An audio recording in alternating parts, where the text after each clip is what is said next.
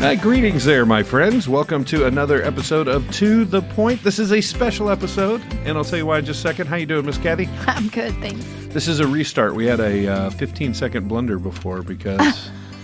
Because I didn't know you had started, and I started talking. You did, and that'll be on the bloopers reel at the end of this season. It'll be fun. No.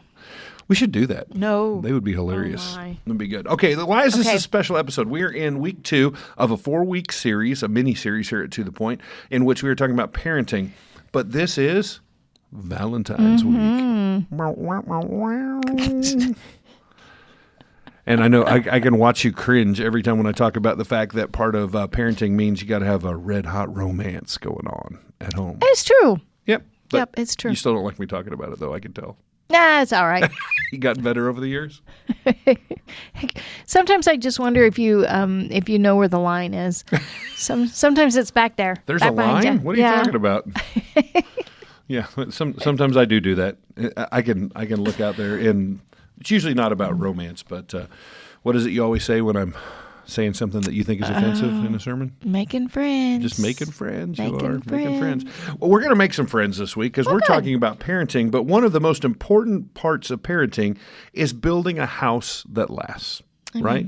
It's about the home that is there before the kids, that's there during the kids, and that's there after the kids. Yeah. That there's something about that home, and biblically we're given a lot of advice as to how important that part of the home is. And we're going to be in Proverbs 14, verses 1 through 3, but before we get there, marriage researchers, we always have a spark to get the fire going here. The spark for this is that marriage researchers continue to agree on one thing: the emotional health of children is most affected by the quality of their parents' relationship, not their parenting style. I think that we often go, well, I'm going to really try and read a book and apply this practice and X, Y, and Z.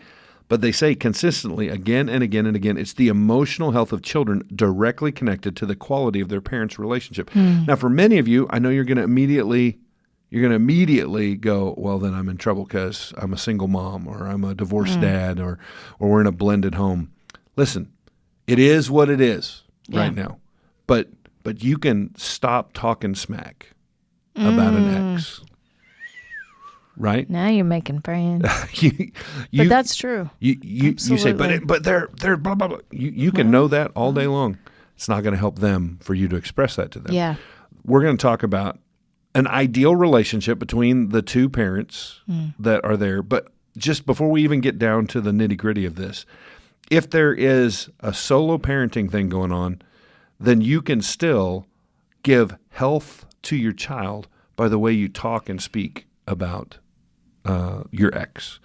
Also, if you're in a blended home, it's okay to give value to the other parent who's still on the scene while you simultaneously love like you're supposed to love in the relationship that you have right now. None of these are easy. No. I mean, there's a reason that it's broken or whatever, but it's still an imperative. Well, it's worth it for you to get your emotional act together for the sake of your kids. If this is true, and this is true, and how do we know this? Because Kathy and I, before you say, quit throwing stones from your glass house, we both grew up in broken homes. Yeah. Multiple marriages, difficulty. We both talked about abuse. And yes, God can overcome that, but that's not the plan. We're not like, well, we're just going to live our lives and let God overcome that in their life. Is that fair? Yeah. So we're going to spend a very special Valentine's Day. I thought it was going to be more lovey, but we have to start here. we have to start here because this is for everybody. Everybody say everybody. Everybody. Thank you very much. But we're going to talk about 3 verses of Scripture, and I have a conversation starter in your own heart as we begin here. Okay. What if the strongest parenting move that you can make is loving each other well? What if literally the strongest parenting move you can make has nothing to do with your kids? Yeah.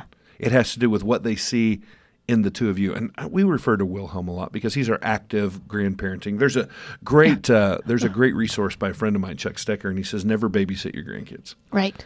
Right? That, you have an opportunity to have just sparks of raising them in that moment.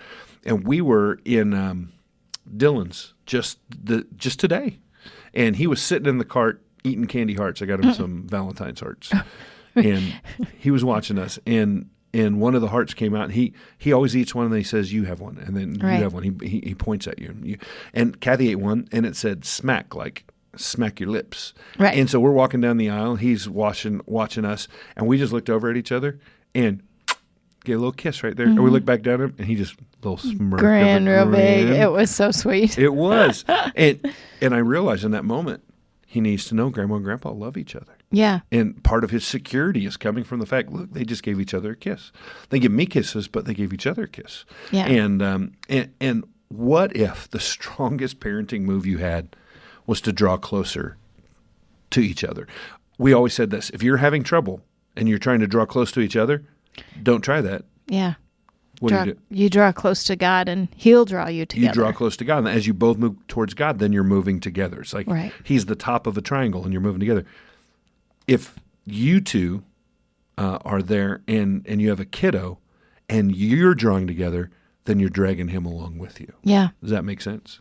So, Yeah, lots of good 100%. stuff here. We're going to read, what's the scripture? I like the spark today. That's just that's a real challenge. That's a beautiful thing. It's like killing two birds with one stone. Yeah. You fall in love again, and you have emotionally healthy kids. So that's good stuff. Sounds great. And again, there's always factors and different things that we need Sure. to work in, but we're going through an ideal relationship right now and the way we want it to be. Proverbs 14, verses 1 through 3. If you'd read it first in the New Living, and then I'm going to read it in the English Standard Version. Okay. A wise woman builds her home, but a foolish woman tears it down with her own hands. Those who follow the right path fear the Lord. Those who take the wrong path despise him. A fool's proud talk becomes a rod that beats him, but the words of the wise keep them safe. This is a romantic God, passage, isn't it? It's like, wow. Let me read it for you in the ESV. I promise we're going someplace good with this. The wisest of women builds her house, but folly with her own hands tears it down. Whoever walks in uprightness fears the Lord, but he who is devious in his ways despises him. By the mouth of a fool comes a rod for his back, but the lips of the wise will preserve them. Well, if there is a theme here, it's the theme of words. And so many times our households want to be something else, but the words that we use build upon another foundation. Yeah. And for husband and wife, a mommy and a daddy, their words are building the walls of their house. And if we didn't get to anything else, yes, you should date. Yes, you should love. Yes, you should forgive. But we're just going to focus on one of the most fundamental parts of a relationship. How do you talk to each other? On the Valentine's Day, is it made up of, well, this is the one day a year I get candy and we talk sweet to each other? Or is Valentine's Day just another day on the calendar because I love you every day, and we're going to say it, and we're going to express it, we're going to live that? Biblically, that's where we should be, right? This is about creating an atmosphere in your home. And the atmosphere of your home should be one that starts and is founded upon the love that you have for God, and then that lifted out into the love that you have for one another. Sometimes we get it backwards. We love God first, or at least we say we do, and then kids come second. And then mom and dad, if you have time for that. Yeah. We've been in ministry a long time. Yeah. Longer than probably most people listening to this have drawn breath. We've been in ministry for 30 plus years. And especially you young parents, let me just tell you this. When the kids come before your relationship, you're actually doing a disservice to your kids. Yeah. Why is that? Just from your experience, Kathy, why is that true? Because it shows that you do not prioritize your spouse or their parent, their other parent, as they should be. You minimize their trust in that other parent. I'm having a hard time No, you're doing well. articulating what I mean, but it's out of place. Out of order. It's out of order, and it becomes hard for your kiddos to see like your husband as an authority figure if you don't see him as an authority figure. If you don't, they're not going to respect him as their dad if you don't respect them as their dad, and putting him above them is one way to make sure that that happens. Last week we talked about more being caught than taught. Mm-hmm. If your kids grow up in a house where the love relationship is not a priority, and then they start a house, how's the love relationship going to be? I mean, they're not even going to verbalize it. It's just going to be, this is how it is. This is how it is. When you and I got married, the way I thought things were supposed to go is dudes mow the lawn and women take out the trash. I was mistaken. But that was because I grew up, that was the format. That's how we did that. And I found out that is not how things rolled Sir. At your house. I don't mind mowing the lawn, but I do not appreciate taking out the trash. Yes, I know this to be true. And I appreciate your altering your understanding. But we came into that because of what we observed. Right. And this is all, Mom and Dad, Valentine's this week, we got to get a hold of what's going on coming out of our mouths, because we are setting an atmosphere for our home and for our love life and for our kids' future life as well. So let's go back. Proverbs 14, verse 1. The wisest of women builds her house. So it's talking about a woman who's on the right track. She is that wise woman. But the word house is bayit, and it means more than a structure. She's not out there with hammer and nails. This is family line, reputation, future. This is more interior design than exterior design. Does that make sense? Yeah. So the wisest of women builds her house. Now that's intentional. It's talking about the women that are intentionally building their house from the inside out. And the couplet nature of poetry. You're shaking your head. Explain what a couplet is in Hebrew culture. Well, as is my understanding, that you'll have a positive and a negative back to back. Or two positives. Right. Two negatives. Two negatives that they're, it goes one way, then it goes the other way. It's just teaching the same thing twice. And so when it says the wisest of women builds her house, the next line is teaching the same thing, but from a different perspective. Right. But folly with her words, with her own hands, tears it. Right? Yeah. So wise woman builds her house, but folly, being a fool with her own hands, tears it down.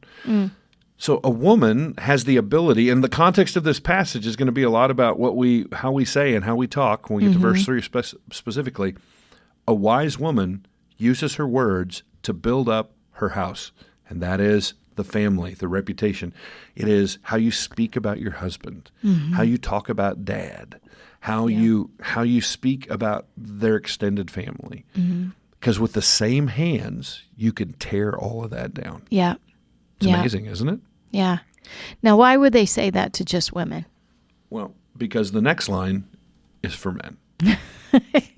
Okay, just want to make sure you checked on it. You're trying to check me into the wall already. Here No. we go. No. I just, because I know that that's a question. When I read it, I was like, interesting that it's to women. But I also know that women were the ones who stayed home. When this was written, that was their primary job. But what you're wondering is, why isn't verse 2 husbands? Why didn't it say that? The word whoever is for an English speaker. It's non-gender specific. In the Hebrew, it is a masculine. Okay. So it is he. It goes from she to he. Okay. Right? So when we get there, can we stay on verse 1 for just a second more? We get to verse 2. I'm not. So verse 1 is all about the wise woman being one who uses her words to build up the home. What are some ways that you have learned in 30 plus years of marriage? How do you build up a home with the words that come out of your mouth as a wife and a partner? Well, actually, there are a lot of ways. I'm trying to think specifically with the boys. Very often it was, dad's had a hard day. Let's just pray for Dad before he gets home. And Dad works really hard for all of the things that we have. Make sure you thank him for that. And there are a lot of ways that, and it's also talking about making sure that the kids knew that you were my very best friend growing up. You were not like us growing up, but like as they were growing up, to know that you were the one that I would confide in before anyone else. Yeah. And how about, because this is a Valentine's episode, what about words you speak to your husband? right? How do you build that up? What, in 30-some years of marriage, what have you found are ways and words that build up? Thank you. I love you. I'm proud of you. I appreciate you. Thank you for doing all that you do for us. And making sure the kids heard that. And on the opposite side too, if there was a frustration or an argument or something that we didn't have to say words in front of the kids for them to know that it was a little tense, but it wasn't. And it would always be like, especially Noah, because he was the oldest, he'd be like, is everything okay? Yep. We're just working through some things. I didn't have to go into details about my thoughts or my opinions about the situation. I could just, Yep.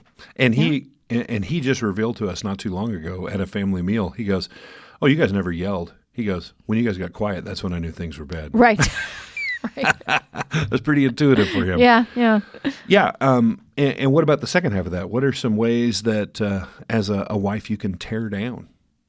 Oh, yeah. I mean, it's easy. It's always easier to find, I think it's easier to find the negative than the positive, especially depending on your own personal mood. But pointing out things that frustrate about your spouse, things that you, that maybe they did in your mind did wrong, kind of thing. And oh my gosh, calling them names. I just pet names that are derogatory. Can't even that. Yeah. That's not okay. I had a friend a long time ago who the dad, they had one daughter, and the dad would call his wife these derogatory names, and she wasn't offended by it because it was funny, but I'm like, what are you going to do if her boyfriend calls her that? Oh, yeah. In front of you, and you can't say anything because she learned that from you. Yeah. And I'm like, ah! But I don't know. They're long gone by now, so I have no idea what ever happened with that. But I'm sure they're fine. But but it was like, oh, what?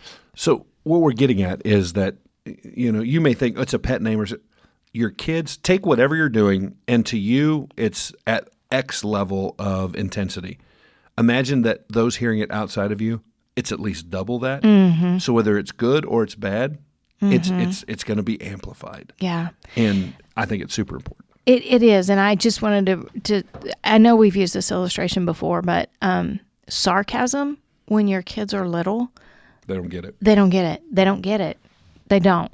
And it's an abstract thought. And when we say they don't get it, we mean literally the human brain does not get that until they can start thinking abstract, and they think concretely until they hit puberty. Exactly. And so if you were to call me something out of sarcasm, I might think it's funny because it's a joke. But if my 6-year-old hears it, it's gonna leave a mark on him because he doesn't understand. You don't actually mean whatever it is that you're saying. You know what I'm saying? Yeah. So, that's really important. And the value of words from our spouse, if they are not important to us, it's because we've put up some defenses. Yeah. Because they had been hurtful in the past. I got to be straight up with you. Yeah. As a guy who's counseled lots of people, if you don't value those words, it's because you've learned to defend yourself against those words. So for me, honestly, I get a lot of people every week. I'm in a very affirming environment. Oh, great sermon, great passage. This is, I love this. You really spoke to me. It all pales in comparison, though, to one person who, in the truck on Saturday night after the first service, I go, how's the message? Mm-hmm.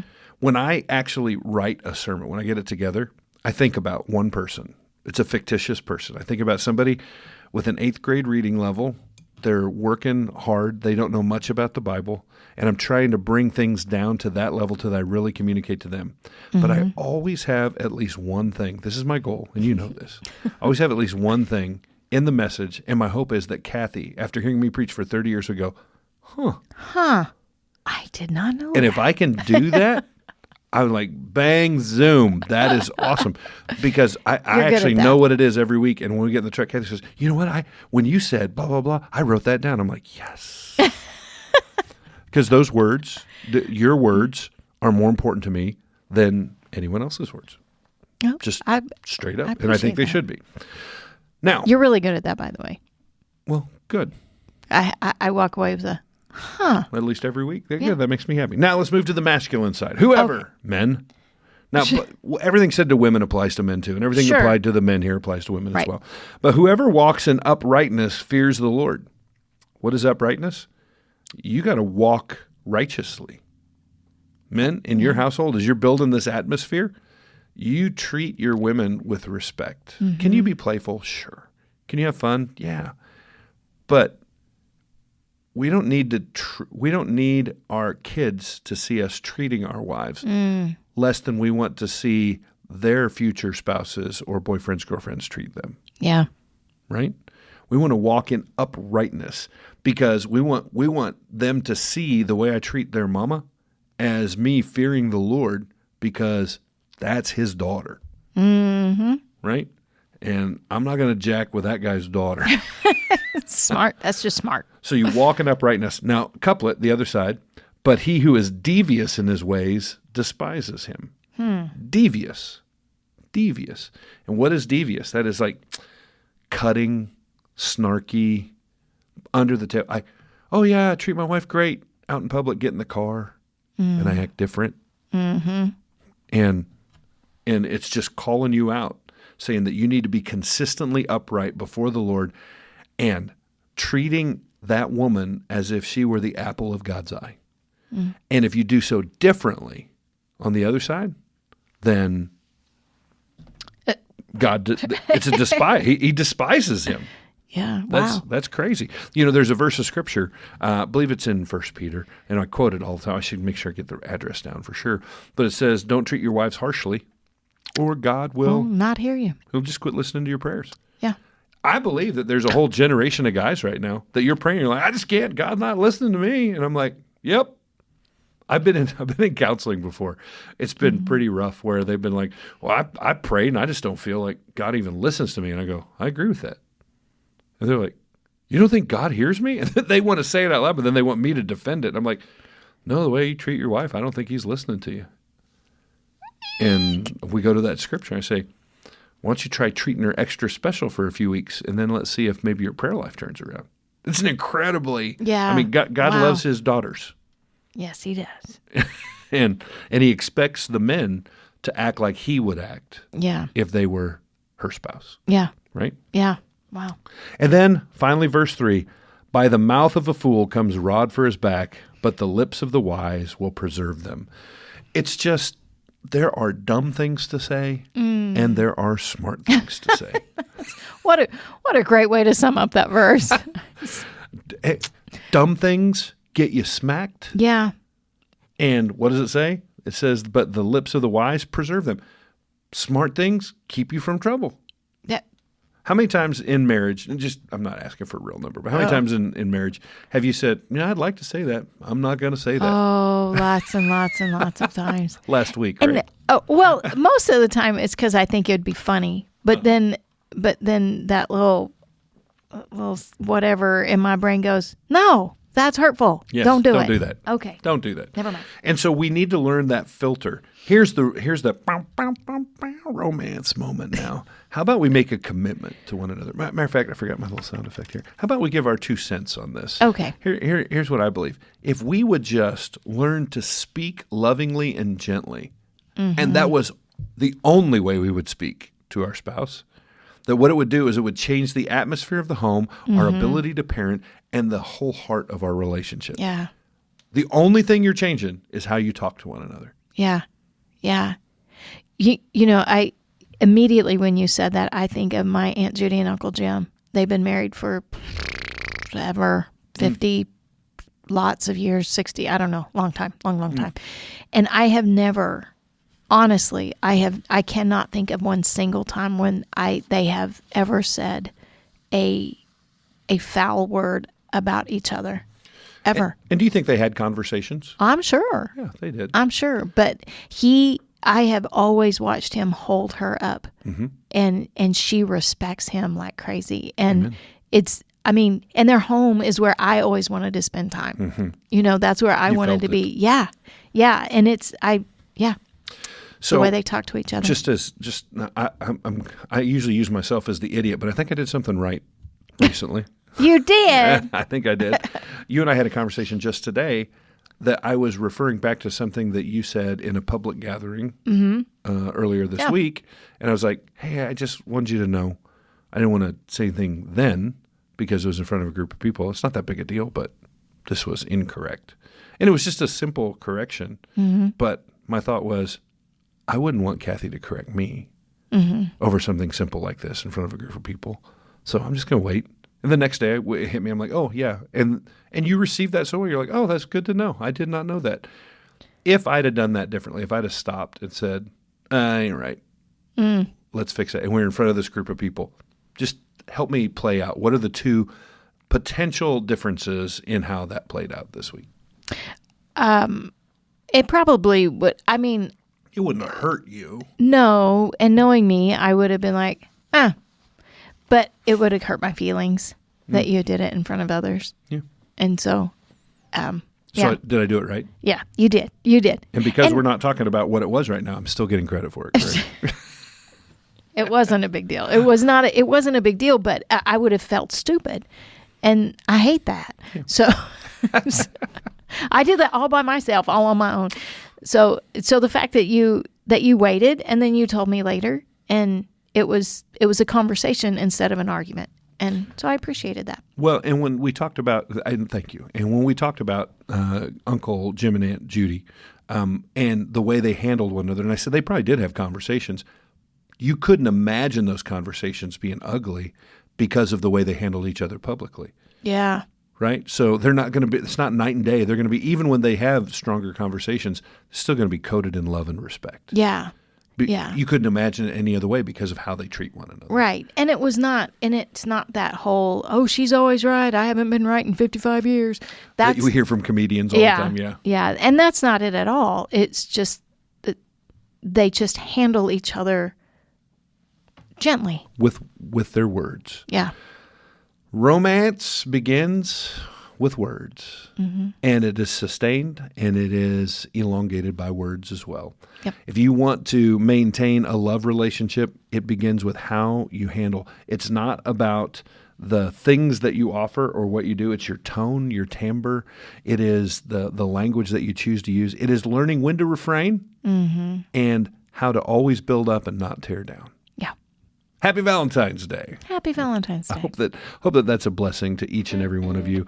I'm so looking forward to continuing on. We've got 2 more parts to this family series as we're learning to be a wise parents going through the book of Proverbs. Next week, we're going to be talking about discipline. And this is a big thing in the book of Proverbs and often misunderstood. So we're going to have a good time. And between now and then, though, have some heart-shaped candy. Chocolate. Yeah, chocolate. If that's your thing. Go out to eat. Actually, don't go out to eat. It's really difficult. Too many people. Yeah. Cook a good steak at home. For her, dude. Aww. Love you guys. We'll see you soon again on another episode of To the Point.